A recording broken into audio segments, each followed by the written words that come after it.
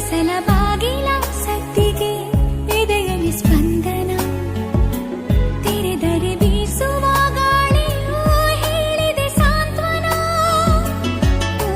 ನನ್ನ ವಿರಹವು ನಿನ್ನಿಂದ ಇನ್ನೂ ಚೆಂದ, ವಿವರಿಸಲಾರೆ ಎಲ್ಲರ ದೂರದಿಂದ.